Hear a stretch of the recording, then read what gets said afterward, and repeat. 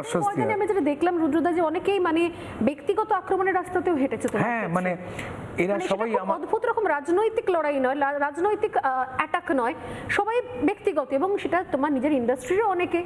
আমি আজকে এমন একটা দিন খুলে কথা বলার দিন, মানে রুদ্রনীল ঘোষ তো গিরগিটি, আমি দেখেছি এটা প্রকাশ্যে বলা হচ্ছে অন্য একটি সংবাদ মাধ্যমে, সেখানেও তোমাকে প্রশ্ন করা হয়েছে তুমি আগে লাল ছিলে, পরে সবুজ হলে, এখন গেরুয়া হলে।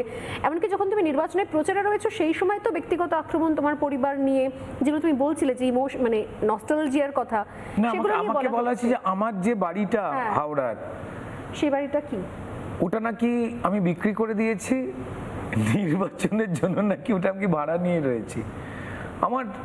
আমার জবাব আমায় দিতে হয়নি, শিবপুরের মায়েরা, বোনেরা, কাকু জেঠিমারা তারা দিয়ে দিয়েছেন। দেখো, যে দলগুলোর ওপরে মানুষ বিশ্বাস করেছিলেন, যে দলগুলোর ওপরে আমরা সবাই বিশ্বাস করেছিলাম, তারা যেভাবে এই সমাজটাকে, এই গরিব মানুষগুলোকে তাদের বাঁচাবেন বলেছিলেন, তারা নিজেরা সরে গেছেন তাদের আদর্শ থেকে, তাদের কথাগুলো থেকে। ফলত সেখান থেকে তো সরতেই হয়েছে, কাজটা তো থামালে হবে না। একদম, মানুষ তো ছুটে যায়। এই যে মানুষ বারবার সরকার পাল্টেছেন এত বিশ্বাস করে, বামেদের 34 বছর, তার আগে কংগ্রেসের একটা দীর্ঘ বছর, তারপর বামেদের মানুষ ভরসাই না করতো তাহলে 34 বছর টিকলো কি করে? বিশ্বাস ভেঙেছে তাই মানুষ তৃণমূলে এসেছিল, তৃণমূলে বিশ্বাস ভেঙেছে তাই মানুষ বিজেপিতে গেছে। আমি স্বর্ণালী, আমি তো কাজটা থামাইনি, আমি তো কোনোদিন আমার কথা বলিনি।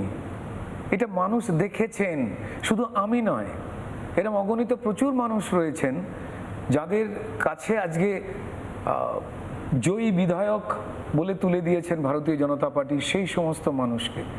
এই জয়ের হকদার আমি নই, এই জয়ের হকদার যারা পশ্চিমবঙ্গের অবহেলিত নাগরিক, যাদের নাগরিক সম্মানটুকু দেওয়া হয়নি, লাল চোখ নিয়ে যাদেরকে চোপ চুপ আর চুপ বলে যাওয়া হয়েছে, যারা সত্যিটা দেখেছেন, যারা অন্যায়টা দেখেছেন, তিনি আমি হই, তুমি হও, তিনি গৃহবধূ হন, তিনি স্টুডেন্টস হন, তিনি বাবা কাকা জেঠুরা হন, তাদেরকে বলে দেওয়া হয়েছে এরা বাতিল, এরা বাদ, এদের সমাজ থেকে ব্যান করো, ফিল্ম ইন্ডাস্ট্রি থেকে ব্যান করো, সংস্কৃতির জগৎ থেকে ব্যান করো।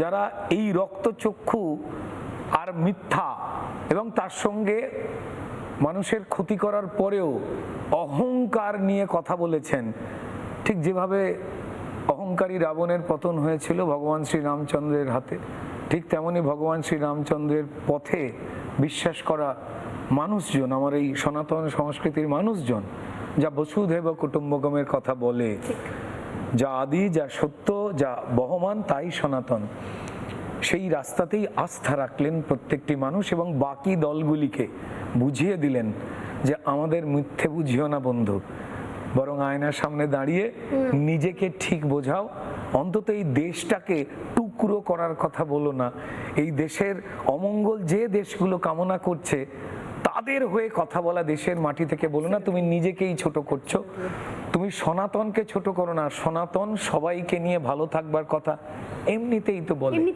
এই জয় সাধারণ মানুষের জয়। আর 300-র ওপরে আমাদের যে কার্যকর্তা যারা চলে গেছেন, যাদের চোখের জল রয়েছে, যারা উপর থেকে দেখছেন যে আমাদের লড়াইটা কি লড়াই বলেই থেকে যাবে, পশ্চিমবঙ্গের মানুষ জাগবেন না, তো যে জীবন বৃথা যায়নি, মন্ডল স্তর, শক্তি কেন্দ্র এবং বুথ স্তরের কর্মীরা মার খেয়ে অত্যাচারিত হয়ে পদ্মফুলের ঝান্ডাটা কাঁধে নিয়ে মানুষের কথা বলতে বলতে হেঁটেছেন, মানুষ সব লক্ষ্য রাখছিলেন যে কারা মিথ্যে বলছেন, মিথ্যে বোঝাচ্ছেন, আর কারা আমার জন্য রাস্তায় নেমে মার খাচ্ছে, তাদের আশীর্বাদ দিয়েছেন, ভরসা দিয়েছেন মানুষ। নানা ধরনের কন্টেন্ট দেখার জন্য লাইক করুন, শেয়ার করুন আমাদের ফেসবুক পেজ, সাবস্ক্রাইব করুন আমাদের ইউটিউব চ্যানেল, পাশাপাশি অন্যান্য ব্রেকিং নিউজের জন্য অবশ্যই চোখ রাখুন রিপাবলিক বাংলায়।